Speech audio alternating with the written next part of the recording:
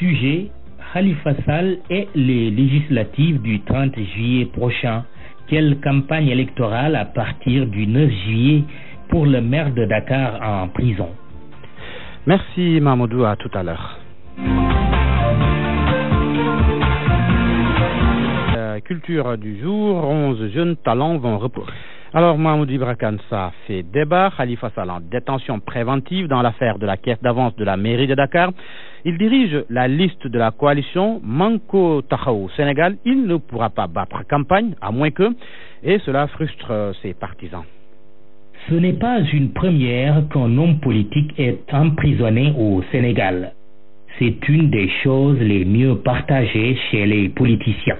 Un ancien ministre des plus sérieux et qui sait de quoi il parle lance dans une boutade: si je devrais créer un parti, c'est pour traquer les voleurs. Fermons la petite parenthèse.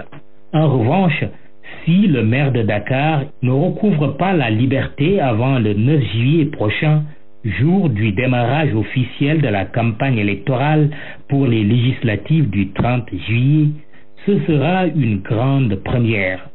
Un candidat à la députation doublé de tête de liste d'une coalition battant campagne depuis une cellule de prison, ce n'est pas encore arrivé.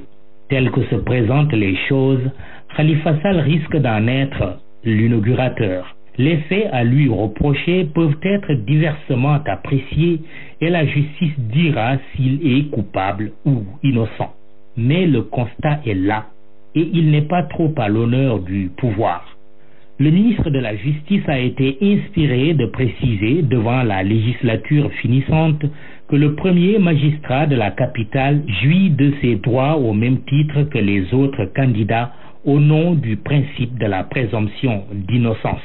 Cette précision du garde des Sceaux, qui a valeur de rappel d'un principe, incline finalement à penser que la détention provisoire du maire de Dakar n'était pas nécessaire. Dans son acception première, la détention provisoire est, comme son nom l'indique en langage accessible au commun des mortels, une mesure de détention qui doit être exceptionnelle, visant à emprisonner une personne mise en examen dans l'attente de son procès. La mise en examen correspondant chez nous à l'inculpation. C'est justement dans le mot inculpation que le bas blesse. Sa survivance dans notre lexique judiciaire, couplée à son entendement par bon nombre de citoyens, est de nature à restreindre la portée principielle de la présomption d'innocence et par voie de conséquence à ôter à la détention provisoire son caractère exceptionnel. Or, pour une bonne distribution de la justice, il est de bon aloi que la règle puisse rester la règle et l'exception demeurer l'exception.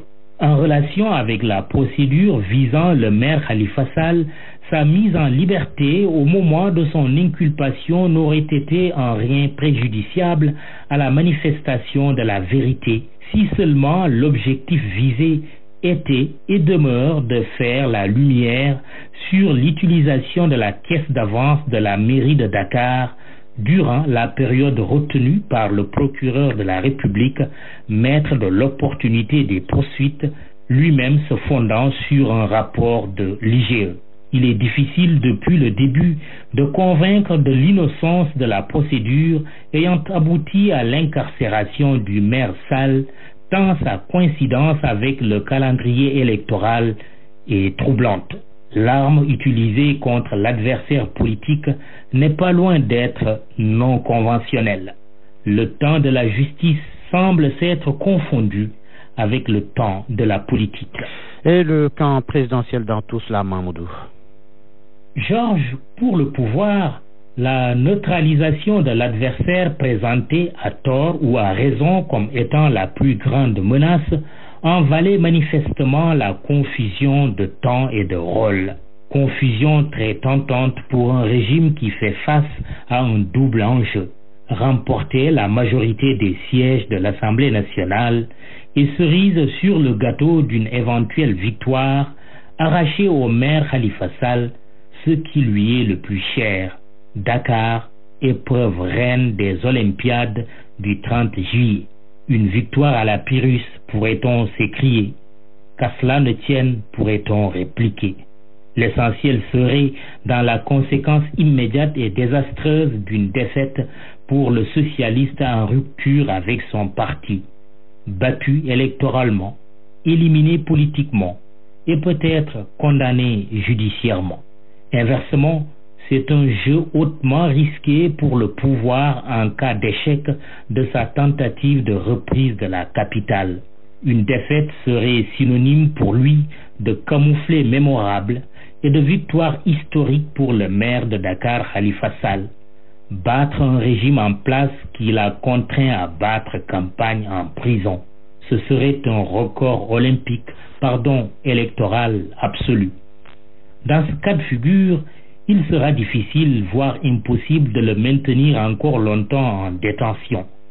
Un tel scénario serait des plus souriants pour la tête de liste de la coalition Manko Tahaou Sénégal. Si de célèbres détenus sont passés de la prison au palais, lui, Khalifa Sall, aurait déjà le palais en prison. Une première mondiale. D'un tel scénario, on est encore loin. Question à 1000 balles. Si un maire en prison peut décaisser de l'argent pour les nécessiteux de sa ville, comme l'a annoncé un de ses colistiers, comment couvrir la campagne électorale d'un candidat en détention? Tout est de savoir, déjà qu'ont commencé les critiques venant de la tête de liste de la majorité sortante Benno contre sa gestion, si Khalifa Sall aura droit à un temps d'antenne à compter du 9 juillet. Merci Mahmoudou et